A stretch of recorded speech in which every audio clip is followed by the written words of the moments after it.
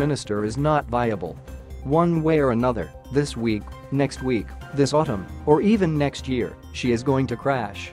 Theresa May is under huge pressure over her response to the Grenfell Tower fire, with criticism from moderate Tory voices prompting her closest allies to spring to her defense. Writing in The Times, former Tory MP Matthew Paris said the Prime Minister was not viable. An editorial in the Daily Telegraph said May and APO's government seems to be drifting, rudderless, stunned by the election result and overwhelmed by the magnitude of all the other tasks it faces. Responding to criticism of May and APO's actions, First Secretary of State Damien Green said the Prime Minister was distraught over the fire. "I absolutely understand why Theresa and APO's so much anger out there, we all feel it," he told BBC Breakfast on Saturday morning. On Saturday, Labour leader Jeremy Corbyn kept up pressure on May by writing to her to set out what he believed should be an appropriate scope for the public inquiry into the fire she has promised.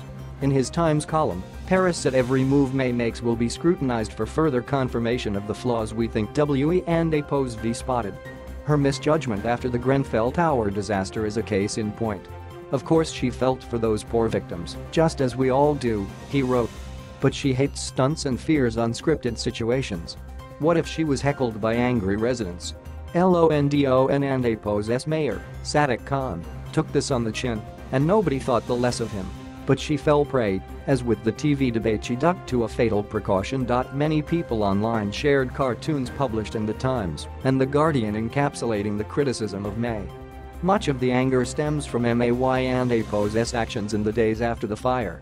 On Friday she had spoken to survivors recovering in hospital, and last night she visited volunteers and residents inside the nearby St. Clement and